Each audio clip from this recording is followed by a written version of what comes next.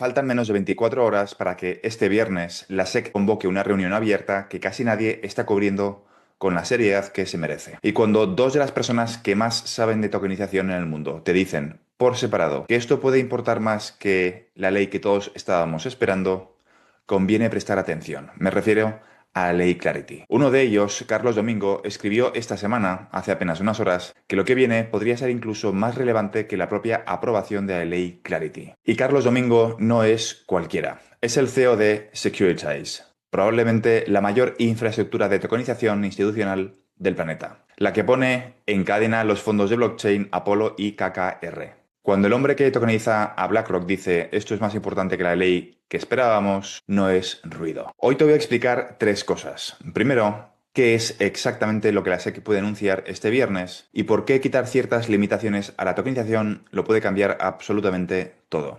En segundo lugar, una pregunta incómoda. ¿Por qué lanzar esto ahora, por la puerta de atrás, si la ley Clarity supuestamente se aprueba en septiembre? ¿O es que alguien sabe algo que nosotros no? Y en tercer lugar, y aquí es donde este vídeo se vuelve distinto a cualquier otro, voy a conectar toda esta jugada con la burbuja de la inteligencia artificial y con un patrón de 2006 que se está repitiendo ahora mismo delante de nuestras narices, porque puede que las dos historias sean en realidad la misma. Empezamos. Vamos a los hechos, porque aquí hay que separar lo confirmado de lo especulado con cuidado. ¿Qué es lo que se ha confirmado? Se ha confirmado que la SEC ha convocado una reunión abierta este viernes para establecer un marco sobre cómo se pueden vender ciertos contratos de inversión relacionados con activos digitales. Y según fuentes citadas por Bloomberg, planea revelar una exención de innovación que permitiría el comercio de valores tokenizados, es decir, acciones reales que viven sobre una blockchain, potencialmente las 24 horas, 7 días a la semana, y los detalles podrían publicarse este mismo viernes. ¿Qué significa exención? Hoy emitir y negociar un valor tokenizado en Estados Unidos choca con la maquinaria regulatoria clásica. Registros del broker-dealer, licencias de exchange, requisitos pensados para el papel y los años 70. La exención crea un espacio delimitado, un sandbox, donde emisores y plataformas cualificados pueden ofrecer acciones tokenizadas con requisitos modificados, pero más ligeros. En cristiano, quita las limitaciones que hoy mantienen la tokenización de acciones prácticamente fuera de Estados Unidos. Y este es el punto que mencionaban algunos analistas, al resaltar sobre todo la parte importante de la noticia. Lo importante no es solo que se permita, es que se quiten las limitaciones. Ahora mismo las acciones tokenizadas existen casi exclusivamente fuera de Estados Unidos. La lógica de la SEC de Paul Atkins es clara. Sin una exención doméstica, esa actividad se queda offshore y el inversor estadounidense solo accede a ella a través de envoltorios extranjeros. La exención es el intento de traer todo eso a casa, pero bajo supervisión. Esto ya se intentó lanzar en mayo de este año y se pospuso, después de que Nasdaq y New York Stock Exchange presionaran en privado alegando riesgos de estructura de mercado. Así que el viernes es una fecha importante, pero esta exención ya se cayó del calendario una vez. Tenlo presente. Y ahora la siguiente pregunta, ¿por qué alguien como Carlos Domingo diría que esto es más relevante que la propia ley Clarity? Para entenderlo hay que entender qué hace su empresa y por qué la tokenización de acciones es el santo grial. Securitize no es una startup especulativa. Es la infraestructura regulada que ya tokeniza los fondos de los gigantes como por ejemplo BlackRock, Apollo, Hamilton Lane, KKR y Van Eck. Es Transfer Agent registrado, broker-dealer y tiene su propio sistema de trading. Cuando BlackRock lanzó su fondo monetario tokenizado, el famoso Build, fue sobre la infraestructura de Securitize. Es literalmente una de las cañerías maestras de la tokenización institucional. ¿Y por qué para Domingo las acciones tokenizadas son el gran premio? Porque el mercado de renta variable global son unos 140 billones de dólares. Y hoy esas acciones están, entre comillas, atrapadas en las bases de datos de depositarios centrales, la DTCC en Estados Unidos, y liberarlas a la blockchain, según su propia tesis, desbloquea un mercado de varios billones. Él lo dice sin rodeos, aunque solo una pequeña fracción de ese mercado de 140 millones se mueva on-chain, hablamos de un mercado nuevo de billones de dólares. Por eso está diciendo que puede importar más que Clarity. Una ley es un marco general que puede tardar años en traducirse en actividad real. Una exención de la SEC que quita las limitaciones operativas concretas es algo que las empresas pueden usar ya, hoy. Clarity define las reglas del campo, pero la exención abre la puerta del campo para que se empiece a jugar. Para quien tiene la infraestructura ya construida, como Securitize y como la DTCC, la exención es el pistoletazo de salida, no la ley. Es decir, no hace falta esperar más. Es como quitarle la correa a un perro para evitar que corra. En cuanto le quitas la correa, nada impide que empiece a correr. Una exención es exactamente lo mismo. La ley es como si la correa fuese extensible, pero no la quitas del todo. Tarda en coger tracción y hay limitaciones. Una exención es algo muchísimo más, entre comillas, agresivo. Sobre todo por los timings, porque la legislación, la ley Clarity, tardará más en implementarse. Una exención no. Y aquí llega la pregunta que quiero que te hagas conmigo, porque es realmente la más interesante de todo lo que estoy explicando. Si la ley Clarity, el marco legal completo para los activos digitales, supuestamente se va a aprobar en septiembre, ¿por qué la SEC se molesta en sacar esta exención ahora? Por la vía administrativa, saltándose al Congreso. Piénsalo un segundo. Si la ley viene en unas semanas, ¿para qué la prisa con el parche, esta exención? Existen varias lecturas y te las voy a dar todas para que decidas tú, porque ninguna es al 100% segura, ya que hay varios factores que pueden determinar cuáles son los motivos. La lectura número 1 es la benigna. La administración de Trump lleva desde principios del 2025 empujando la integración de blockchain o tecnologías de contabilidad distribuida en los mercados tradicionales y simplemente no quiere esperar. Cada mes que la actividad sigue offshore es cuota de mercado que Estados Unidos regala. La exención es acelerar lo inevitable. Y la lectura 2 es la más inquietante y es una pregunta legítima, no una afirmación. ¿Lanzan la exención ahora porque saben que Clarity no se va a aprobar en septiembre? ¿O es que se va a retrasar otra vez? Yo llevo tiempo advirtiendo en este canal que Clarity se pospondría y de hecho hoy sigue estancada en el Congreso. Si dentro del equipo de Trump dan por hecho que la ley Clarity se va a demorar, la exención deja de ser un parche impaciente y se convierte en el plan B. El plan B que asegure que el tren de la tokenización no se detenga aunque el Congreso falle. Y después tenemos la tercera lectura, la que conecta con el segundo acto de este vídeo. ¿Y si la prisa no es por la tokenización en sí, sino por lo que la tokenización habilita? ¿Y si lo que quieren de verdad es aumentar la velocidad del dinero usando activos digitales ante una posible tensión de liquidez en el sistema? Guarda esta idea, volveremos a ella, y es el puente entre esas dos mitades del vídeo. ¿Cuál es mi opinión personal? Pues creo que Clarity se acabará aprobando, no sé si en septiembre o más tarde, pero se acabará aprobando, pero creo que también no es determinante para arrancar el mercado de utilidad. La exención demuestra justamente eso. El mercado puede empezar a moverse sin esperar a la ley. Tendremos que ver cómo evoluciona, pero la dirección es inequívoca. Y ahora la consecuencia profunda de esta exención, la que enlaza con todo lo que llevamos meses construyendo en este canal y que poca gente está conectando. Si el viernes se quitan las limitaciones y las acciones empiezan a tokenizarse en serio, recuerda lo que ya sabemos por otros vídeos. La DTCC, la institución que liquida el corazón del mercado americano, tiene su propia hoja de ruta. Producción limitada este año, un despliegue más amplio en octubre y activos, el Russell 1000 ETFs Treasuries sobre blockchains públicas en la primera mitad del 2027. Para mediados de 2027 empezaremos a ver el volumen real que la DTCC mueve sobre estos rieles. Aquí está la clave que hace que todo esto sea estructuralmente alcista y es pura mecánica, no es entusiasmo. La tokenización no puede llegar sin una liquidación que la acompañe al mismo volumen y a la misma escala. Tiene que ocurrir de forma sincronizada. Lo que he cubierto de cash leg y asset leg. Toda operación tiene dos patas, la de los valores y la del efectivo. Como he dicho, cash leg y securities leg.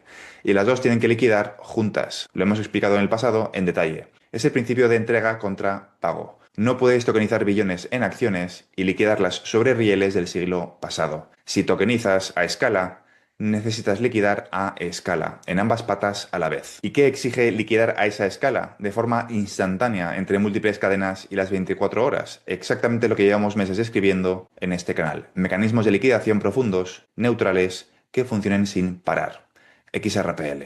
La exención del viernes acelera la pata de los valores, pone más acciones on-chain. Pero al hacerlo, hace más urgente que nunca resolver la pata del efectivo y la liquidación. No puedes tener una sin la otra. Por eso, para quien entiende la mecánica, quitar las limitaciones a la tokenización no es un evento aislado. Es encender la demanda de toda la infraestructura de liquidación que viene detrás. Por eso lo que ocurre dentro de 24 horas es tan importante. Pero esto no es todo. Recupera la lectura 3 que te he explicado antes. Y sí, parte de la prisa es tener lista la capacidad de mover dinero más rápido ante una tensión de liquidez. Para entender por qué esa pregunta no es una conspiración, tenemos que hablar de otra gran historia que se está cocinando en paralelo, la burbuja de la inteligencia artificial, y de un patrón del 2006 que se está repitiendo. Porque puede que estas dos historias, la aceleración de la tokenización y el estado de los mercados de la IA, no sean independientes. Puede que la administración Trump esté construyendo la infraestructura de liquidación digital justo cuando la estructura financiera más grande jamás montada empieza a mostrar grietas. Y quiero explicarte a qué me refiero. Todo el mundo recuerda el año 2008. Casi nadie recuerda el año 2006. Y es que el año 2006 es el año que de verdad importa, porque es cuando la estructura murió en silencio, mientras todos los titulares decían que iba fenomenal. Pero primero déjame explicarte la maquinaria del año 2006, porque es idéntica a la de hoy. En los primeros 2000, la hipoteca de moda para el prestatario de riesgo era el 2-28. 2 años de interés bajo y luego 28 años de interés altísimo que nadie podía pagar. ¿Cuál era la trampa? Nadie pensaba pagar el interés alto. El plan era que tu casa valdría más en 2 años, refinanciarías contra ese valor mayor y volverías a empezar con otro periodo barato. El préstamo no estaba hecho para pagarse, estaba hecho para reemplazarse al cabo de 2 años. ¿Y qué pasó en el año 2006? Pues aquí está lo que casi todo el mundo recuerda al revés. Los precios de la vivienda no se desplomaron en el año 2006. Estaban en máximos históricos. Lo único que cambió fue la velocidad a la que subían. En vez de subir un 15%, subían un 8%. Seguían subiendo, solo que más despacio. Y con eso bastó, eso fue suficiente, porque un propietario cuya casa subió un 8% en vez de un 15%, ya no podía sacar suficiente valor nuevo para reemplazar el préstamo viejo. La escalera de reemplazo se rompió. El crash de precios llegó un año después, pero el pánico llegó 2 años después. El préstamo no falló cuando los precios cayeron, falló cuando los precios dejaron de subir lo bastante rápido. No era sobre las casas, era sobre la aceleración. Y ahora mira la maquinaria de hoy, reconstruida y replicada con la IA. OpenAI es la startup más valiosa de la historia. Pasó de valer 86.000 millones de dólares a principios del 2024 a 852.000 millones de dólares en la última ronda. Mayor ronda privada jamás registrada. Y sin embargo, nunca ha dado beneficios. Pierde decenas de miles de millones al año. ¿Cómo paga sus facturas una empresa que pierde tanto dinero? Pues simplemente levantando nueva financiación. Firma contratos gigantescos de computación con Oracle y Microsoft. Y cuando llegan las facturas, la siguiente ronda es la que las paga. ¿Y qué convence a los siguientes inversores? Que la valoración sigue subiendo y rápido. Cada ronda valió entre 1,7 y 1,9 veces la anterior. Para OpenAI, la valoración que sube no es el marcador, es el ingreso. Paga las facturas de ayer con el precio más alto de hoy. Exactamente igual que el prestatario pagaba la hipoteca vieja con la nueva tasación. Y aquí está el circuito que sostiene absolutamente todo. Presta atención a las dinámicas entre estas empresas. OpenAI y Anthropic firman contratos take or pay. Pagas, uses o no uses, por cientos de miles de millones con Microsoft, Google y Amazon. El backlog de Oracle es de 668.000 millones de dólares. Subió un 363%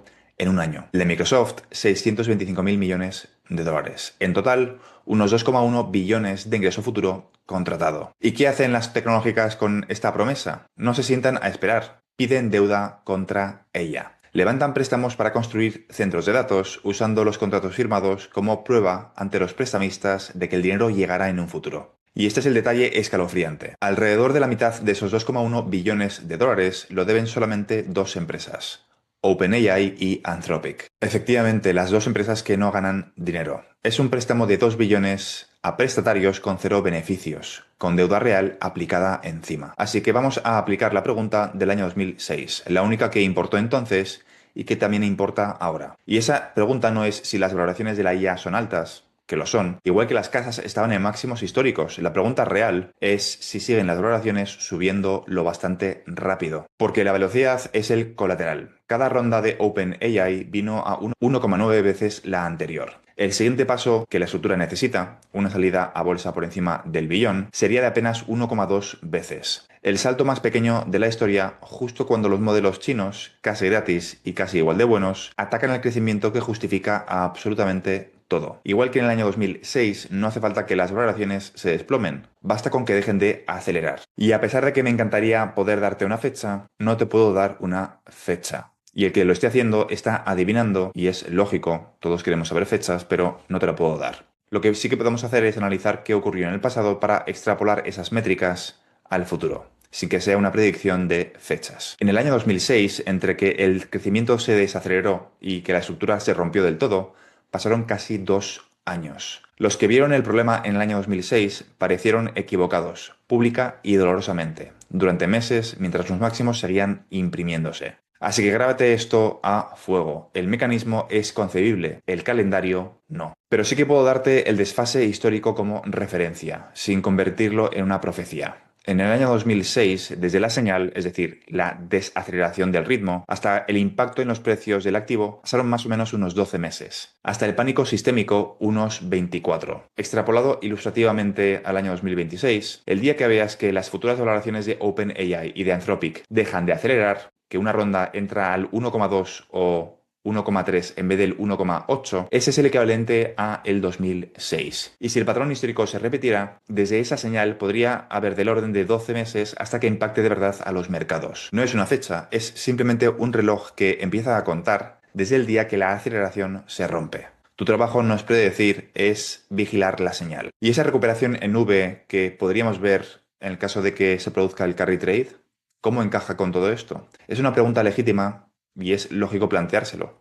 ¿Podría ser uno de los últimos impulsos antes de que el reloj empiece? No lo afirmo, pero lo planteo porque el patrón del año 2006 nos enseña que los máximos y la euforia conviven con la estructura ya enferma por debajo. Los titulares se ven maravillosos justo hasta el final. Y aquí es donde las dos mitades de la historia del vídeo se cierran en una sola idea. Por un lado tenemos a la administración de Trump acelerando a toda prisa la infraestructura de liquidación digital, la exención de este viernes, la DTCC en octubre y en 2027 la capacidad de mover dinero a la velocidad de un ledger. Y por otro lado, la mayor estructura financiera de la historia, el circuito de la IA apilado sobre el S&P 500, apilado sobre la deuda del Tesoro, depende de que las valoraciones no dejen de acelerar, algo que ninguna economía puede sostener para siempre. ¿Es casualidad que se construyan los rieles nuevos justo cuando los cimientos del sistema viejo empiezan a crujir? Quizá.